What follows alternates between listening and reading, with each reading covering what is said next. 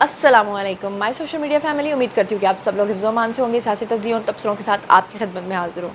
आज का व्लॉग बहुत ही इंटरेस्टिंग होने वाला है। एक तो ख़बर आपके साथ शेयर करनी है, जो पाकिस्तानी क्रिकेटर हैं जी हैदर अली, उनके ऊपर इल्ज़ाम था कि उन्होंने एक खातून के साथ ज़्यादती की। लंदन में वो गिरफ़्तार हुए।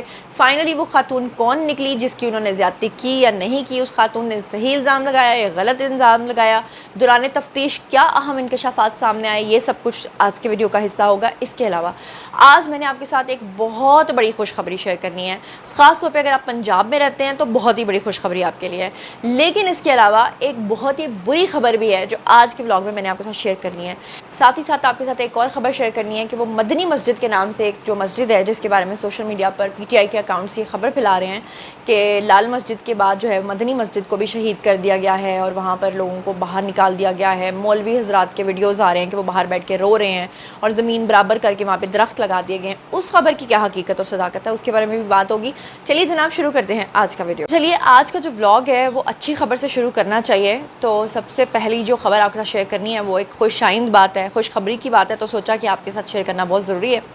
जनाब अली, आपकी जो CM साहिबा हैं पंजाब की, मरियम नवाज़ साहिबा, उनके महंगे कपड़ों पे, जूतों पे तो आपने तनकीद होते सुनाई है, लेकिन आपको ये भी नज़र आ रहा है कि वो पंजाब में कितना काम कर रही हैं। अब जब सबको पता है कि पंजाब में काम कर रही हैं तो कुछ लोग जो हैं वो अभी भी तनकीद से बाज नहीं आते, कहते हैं बस ये शो शाह है, कर्जा लेकर जनाब जी ये सारे मंसूबे लगाए जा रहे हैं। जब पता है कि हमारे ख़जाने में कुछ है नहीं है तो ये सब कुछ किया जा रहा है।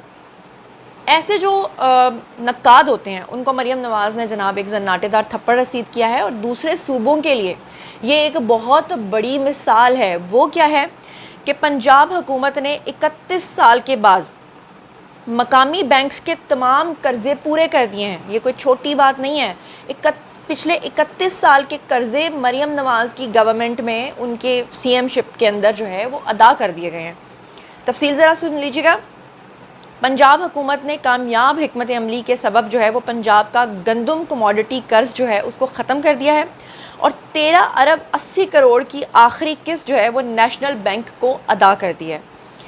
पंजाब हुकूमत के मुताबिक ये सूबे की तारीख़ का एक नया रिकॉर्ड है और गुड गवर्नेंस की मिसाल है।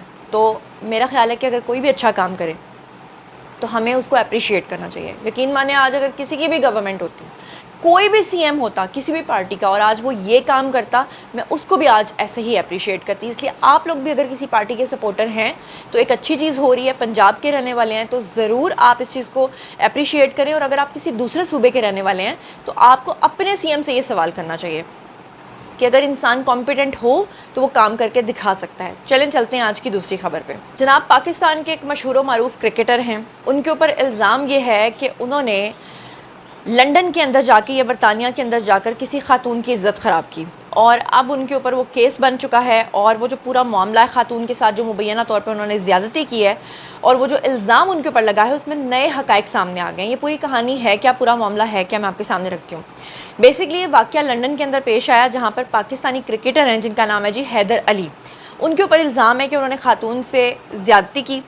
ज़्यादती का इल्ज़ाम लगाने वाली जो खातून है वो ब्रिटिश पाकिस्तानी खातून है और 2 हफ़्तों से हैदर अली के साथ वो राब्ते में भी थी। अच्छा, एक तो मुझे इस बात की समझ नहीं आती कि जब कोई खातून कहती है कि उसके साथ ज़्यादती हो गई है, उसका रेप कर दिया गया है, लेकिन जब रिकॉर्ड चेक किया जाता है तो वो लड़के के साथ पिछले कई सालों से, कई महीनों से राब्ते में होती है। तो फिर ये कैसा, मुझे तो लगता है ये म्यूचुअल अंडरस्टैंडिंग के साथ जो भी गलत हरकत हैं वो होती हैं। बाद में खातून जो है वो जब अपनी डिमांड्स करती होगी, चाहे वो शादी की डिमांड्स हो, पैसों की डिमांड हो, कुछ भी हो, तो जब वो पूरी नहीं होती तो फिर वो मर्द को के ऊपर इल्ज़ाम लगा देती कि उसने ज़्यादती की है। और मर्द जो हज़रात हैं उनको भी अपने इस तरह के रिलेशनशिप्स कायम करने से पहले सोचना चाहिए, क्योंकि ख़वातीन आज के ज़माने की ज़ाहिर बात है कि मोस्टली, मैं सबकी बात तो नहीं कर रही कि वो आपके साथ लॉयल तो हो नहीं सकती।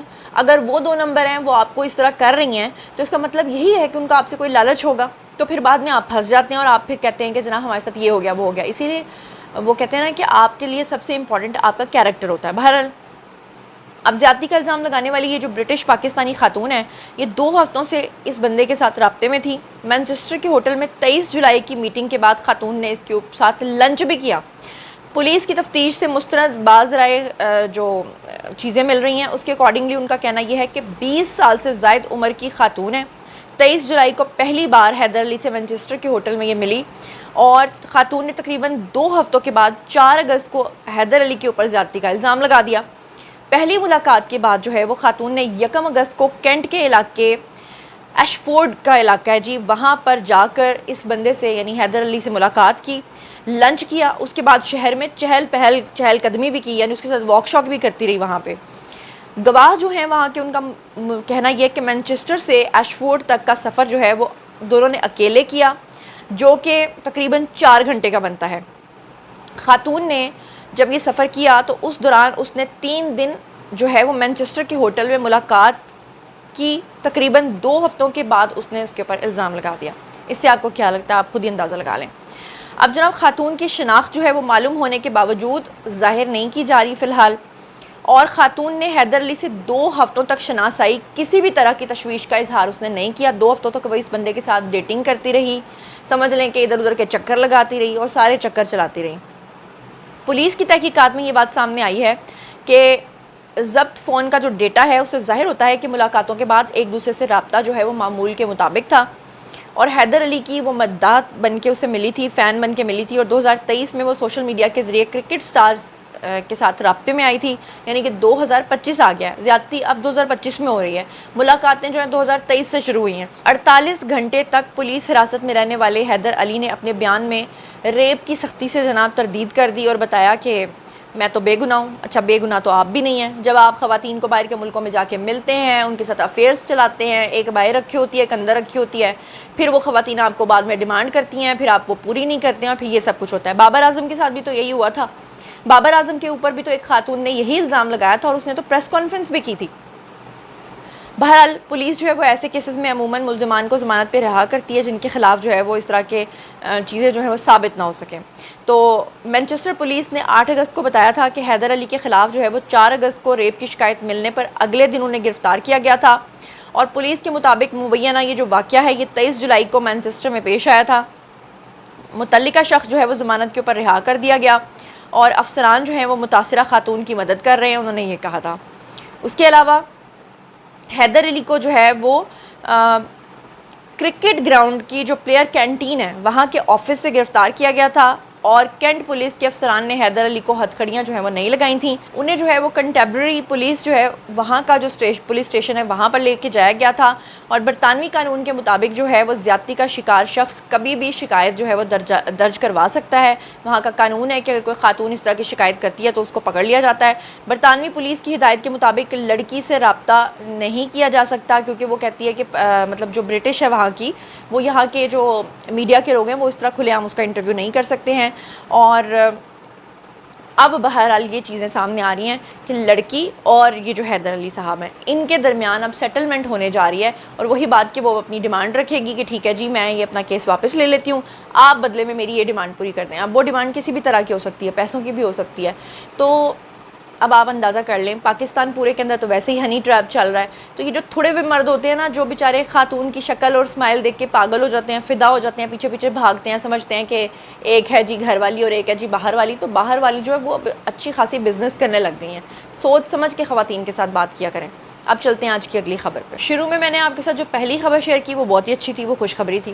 دوسری خبر میں نے آپ کو کرتوتوں والی بتا دی کہ بھئی کرتوت اور پول کیسے کھلتے ہیں۔ تیسری خبر جناب اب جو شیئر آپ کے ساتھ کرنے جا رہی ہوں وہ بہت ہی بری خبر ہے، دکھ ہوا مجھے سن کے۔ آج سے کچھ دن پہلے ایک خبر آئی تھی نا کہ سعودی عرب کے اندر جو ہے وہ شراب کی اجازت دے دی گئی ہے، تو لوگوں کا بڑا بیک لیش سامنے آیا تھا، بڑا آؤٹ ریج سامنے آیا تھا، غصہ سامنے آیا تھا۔ اب ایسی ہی خبریں جو ہے وہ پاکستان سے آ رہی ہیں۔ خبر یہ آ رہی ہے کہ اسلام آباد کے اندر شراب کی فروخت کی اجازت جو ہے وہ دے دی گئی ہے۔ ہوٹلز جو ہیں وہ اب باقاعدہ طور پہ شراب جو ہیں وہ سرو کیا کریں گے۔ وفاقی دارالحکومت میں جو غیر ملکی اور غیر مذہب کے شہری ہیں ان کو شراب فروخت کرنے والے ایک اور ہوٹل کے اندر اضافہ ہو گیا ہے، اور اب تک تقریباً 4 ہوٹلز ایسے ہیں جنہوں نے وہاں پر شراب جو ہے وہ رکھنا شروع کر دی ہے۔ اور قومی اسمبلی کے وقفہ سوالات میں رکن اسمبلی ہیں جی نذیر احمد بگیو، انہوں نے سوال کیا کہ دارالحکومت نے کن مذاہب کے افراد کو شراب کی فروخت کے لیے لائسنس جاری کیے ہیں، اور 5 سال کی یہ جو رپورٹ ہے یہ پیش کی جائے۔ لیکن اگر ایسا ہے بھی تو میرا خیال ہے کہ ہم جب دوسرے ملکوں میں جاتے ہیں تو وہاں کے جو رولز ہیں ہم ان کو فالو کرتے ہیں، ہم یہ نہیں کرتے کہ ہم پاکستان میں یہ چیز کرتے ہیں تو ہم وہاں جا کر بھی یہ کریں گے۔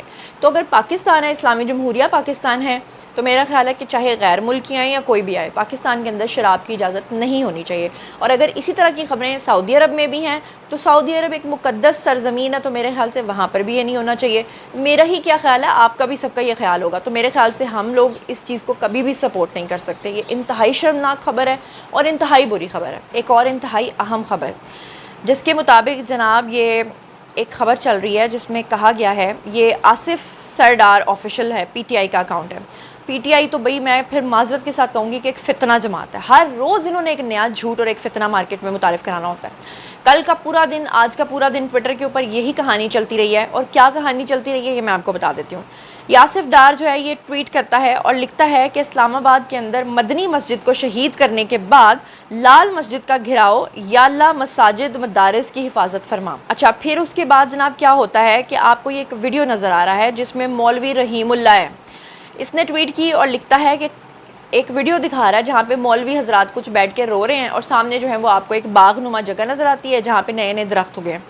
اب وہ رو رہے ہیں اور وہ لکھتا ہے کہ کل اس جگہ پر مسجد تھی، راتوں رات مسجد گرا کر، مسجد کی مٹی کو ویران کر کے اور وہاں پہ یعنی کہ جگہ کو برابر کر کے وہاں پہ درخت لگا کر ثواب درائن حاصل کر لیا گیا. جی ہاں، یہ کل رات اسلام آباد میں ہوا ہے. راول ڈیم کے قریب مدنی مسجد کو راتوں رات خاموشی سے شہید کر دیا گیا ہے. آپ کو پتہ ہے پی ٹی آئی کو یہ ساری خبریں کون فیڈ کرتا ہے؟ سب سے پہلے تو میں آپ کو اس خبر کی حقیقت اور صداقت بتا دوں کہ یہ بالکل جھوٹ ہے، یہ بالکل فیک نیوز ہے. ایسا کچھ بھی نہیں ہے. سوشل میڈیا پہ یہ فتنے پھیلائے جاتے ہیں. آج سے کچھ دن پہلے آپ نے ایک خبر نہیں دیکھی تھی جہاں جہاز کے اندر ایک شخص جو ہے جب دوران پرواز یعنی جیسے ہی جہاز نے ٹیک آف کیا تو اس بندے نے کھڑے ہو کے اللہ اکبر کے نعرے لگانا شروع کر دیے اور نعوذ باللہ اس نے کوئی ایسا لوگوں کو تاثر دینے کی کوشش کی کہ جیسے وہ کوئی ہائی جیکر ہے، وہ مسلمان ہے، وہ اللہ اکبر کے نعرے لگا رہا ہے، وہ سب کو اغوا کرنے لگا.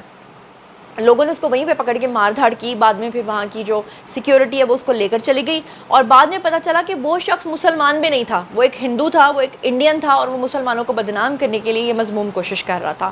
اس کے علاوہ بھی کل ایک خاتون کا اکاؤنٹ پکڑا گیا ہے جو روزانہ ٹویٹر ایکس کے اوپر آ کر پوسٹنگ کرتی تھی کہ اس نے اسلام چھوڑ دیا ہے اور اسے اسلام سے کیوں نفرت ہے. اس کے لیے وہ روزانہ جو ہے نا کوئی 4-5 تمہیدیں لے کر آتی تھی کہ بھئی اس وجہ سے میں نے اسلام چھوڑ دیا. اس کے اکاؤنٹ کو بین کر دیا گیا اور جب اس کے اوپر ریسرچ کی گئی، انویسٹیگیٹ کیا گیا کہ یہ کون ہے تو پتہ چلا کہ وہ بھی انڈیا ہی کا ایک شہری تھا اور وہ عورت بھی نہیں، ایک مرد تھا. وہ ایک فیک آئی ڈی سے یہ سب کچھ چلا رہا تھا.